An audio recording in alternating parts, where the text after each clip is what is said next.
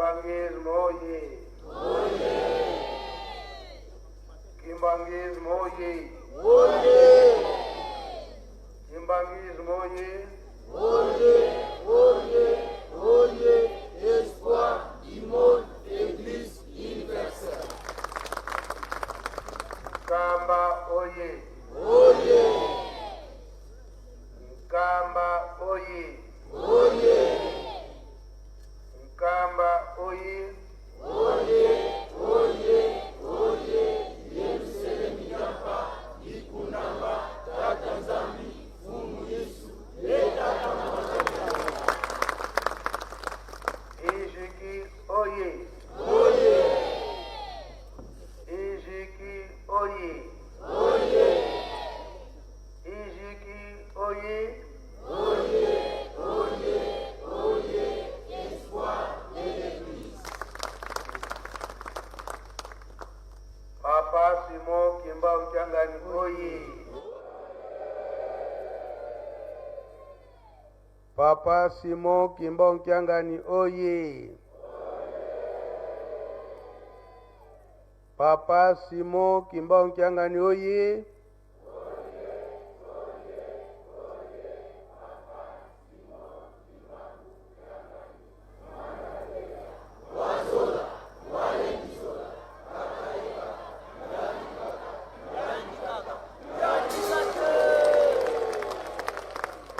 Kusimba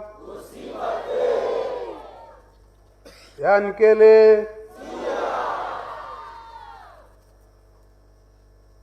le 27 avril oye!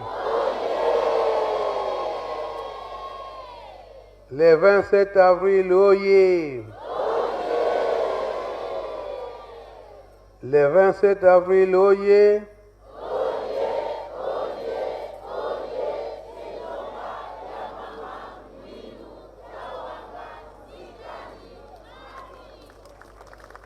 Mama Mwilu oye! Mama Mwilu oye! Mama Mwilu oye!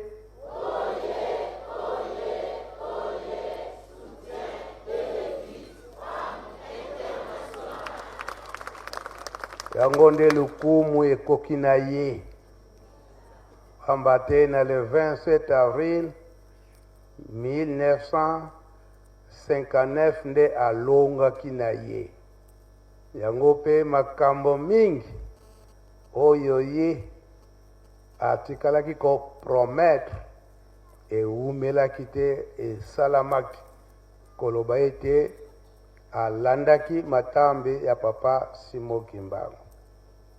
Lelo ezali nde mardi, journée ya biso ba jeune ndenge touti koyoka président ya awa ejiki na nkamba ndenge auti kolobela yango makambo na biso mingi etali na mama Mwilu elonga na ye ndenge tolobeli yango solo mingi solo makambo yango ndenge esalamaki. Lelo yo solo tozali kozela le 27 avril. Biso nde tozali bandimi. Awa tozali bandimi. Mundimi akondimaka likambo oyo mokonzi na ye alobi. Koloba ete tozali kolanda manso ndenge bapapa batikilaka yango bango nyonso misato. Na 1959 wana mama Mwilu solo azalaka na résistance. Ndenge toyebili histoire. Banda na le 6 juin babimaka awa na nkamba kobomba mana bazamba yaki mama Mwilu papa dialunga na papa diangenda kontima. Wana papa kisolokele esi akendaka relégation. To bazalaka na papa Simon Kimbangu na Mbanza Sanda. Ko kangamana bango awa na le 12 septembre 1921 wana papa Simon Kimbangu na papa Kisolokele bakei mama Mwilu papa Mfumwa Mbanza papa Mfumwa Longo bangonde batikalaka awa na mama Mwilu ndenge toyoki président ijiki ndenga otikolopela yango maloba nyonso wana ye moko papa Diangenda aza ko rencontre biso koyebisa biso masolo nyonso wana bakasete ezali bamessage nyonso wana ezali ete mvula soki ebandi fo bakende koluka kwenya ndako esika ezali kotanga muke donc ndako nyonso ezali kotanga nango me esika oyo matanga eza mingi te bake kobomba mawana bazwi basashe oyo ba plastique ya mbula wana bafiniki pasi nyonso wana bandimaka na bango mama Mwilu andimaka pasi nyonso wana kasi abandaki koloba nini mama Mwilu na ba oyo bazalaki na ye na bana na ye papa Mfumwa Longo papa Kisolokele pe papa Mfumwa Mbanza bana boyima te oyo mpasi toza komona na liboso esenge koya me tozali mpe kobundila nde mokili mobimba surtout poso mwindu bapapa abandaki kotuna mituna mingi epai ya mama mama mpe abandaki kopesa bango biyano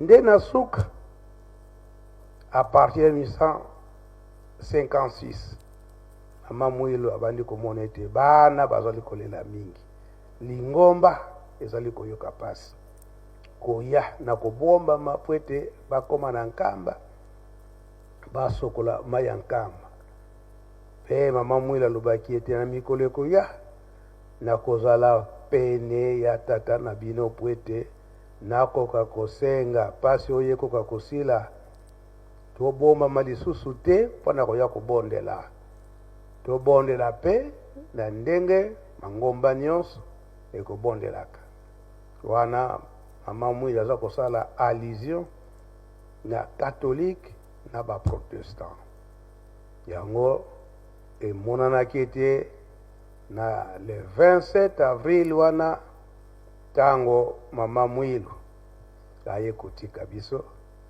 kaka na mubu wana lingomba eye kobima libanda soit na le 24 décembre 1959 po ndenge alobaka ete soki nakomi pene epai ya tata na bino pasi oyo toza komona ekosila tokosambela lisusu na kobombama te kasi tokosambela libanda ndenge mangomba nyonso bakobondelaka mpe tokotonga bandako ya Nzambe maso oyo bazalaka pene bamisusu bazalaka na doute pasi ya boye eske flama aza nanu tokende kotonga bandako ya Nzambe elelo etongami te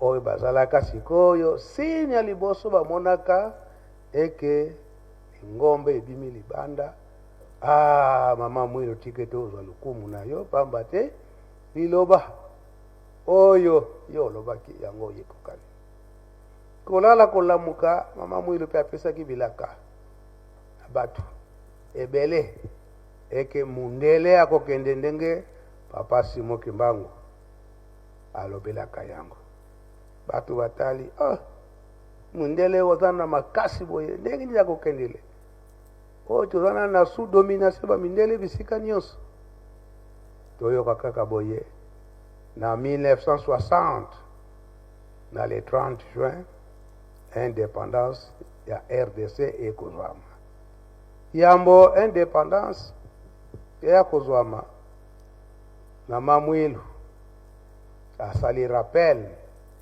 na bapapa ete yambo indépendance ezwama tata na bino alobaki ete bosala molende po ete nzoto na ye elonga kuna na Lubumbashi eya awa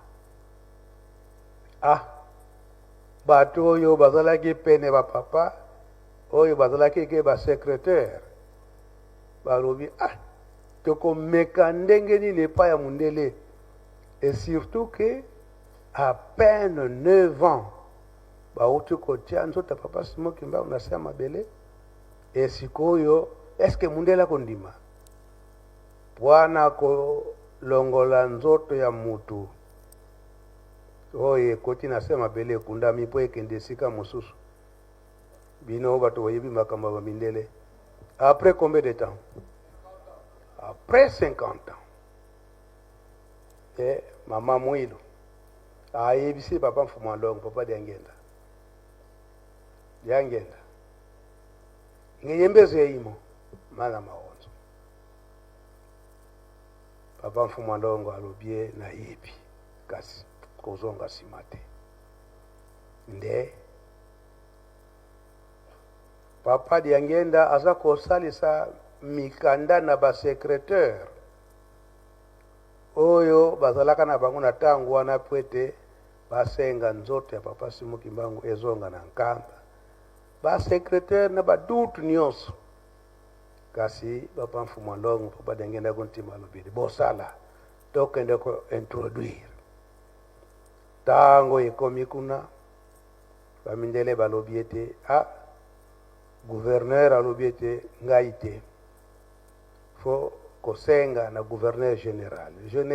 Gouverneur général alobi ete non, il faut ye moko roi a décidé.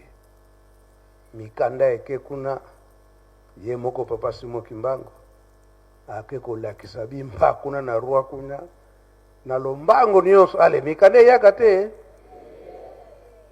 yango bato kokamwa.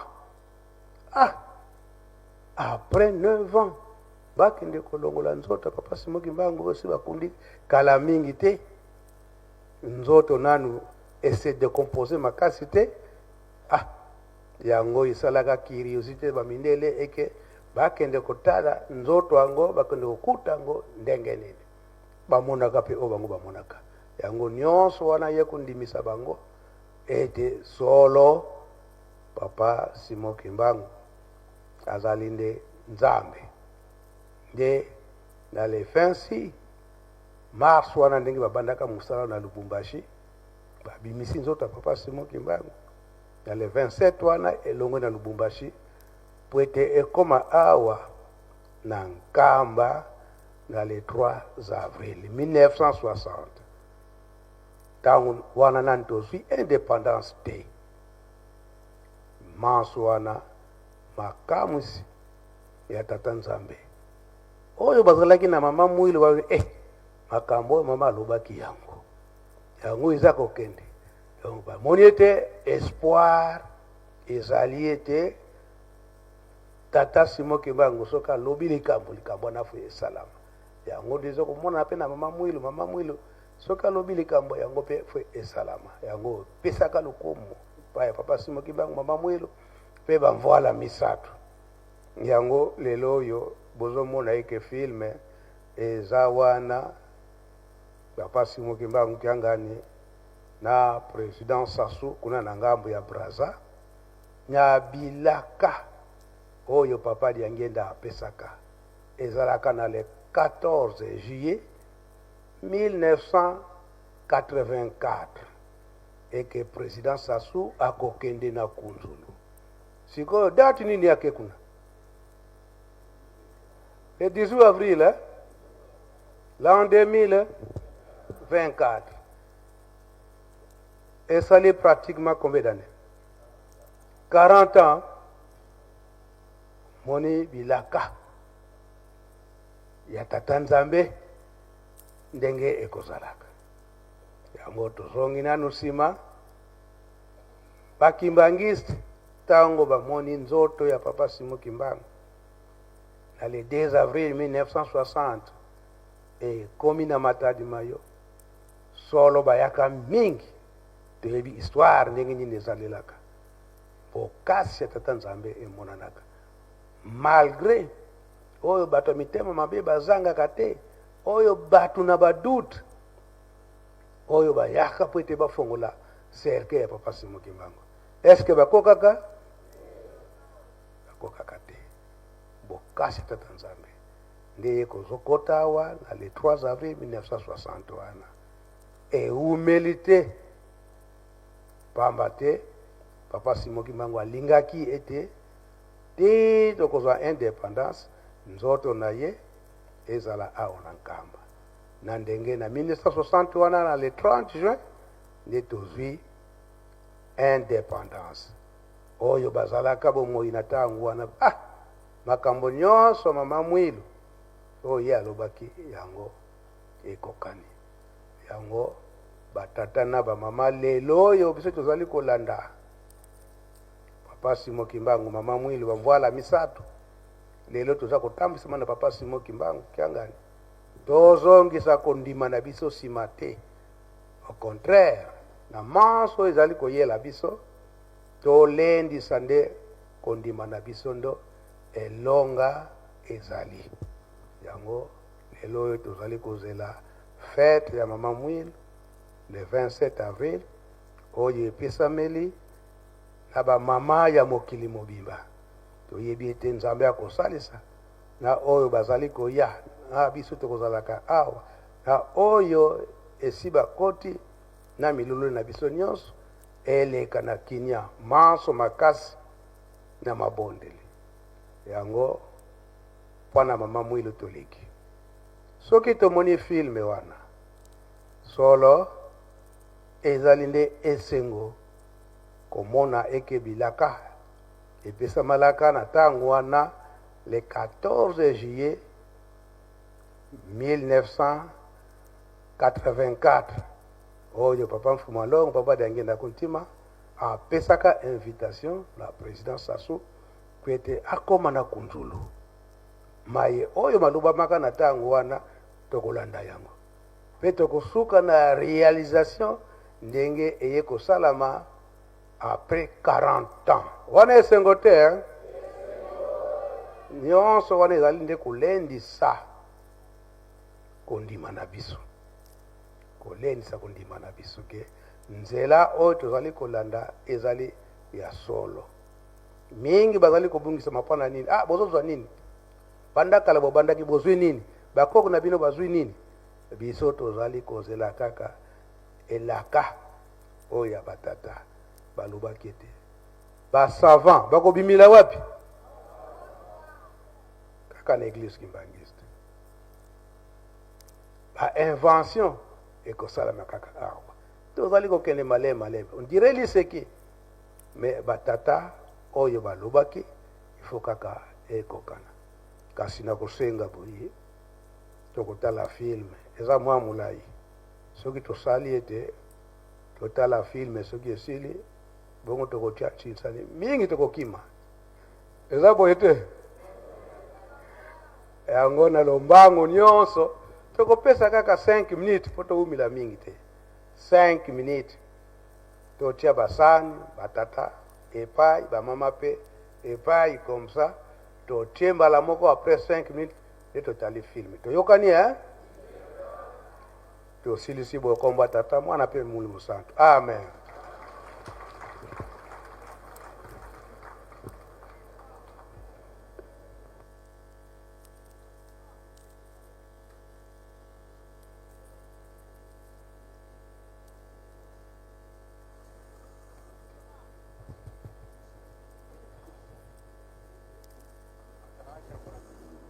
Bashenoye tobongisa maboko totonda malendisi ya nzambe na biso okombo ya tata mwana pe tata Molimo Santu. Okombo ya tata ya mwana tata Molimo Santu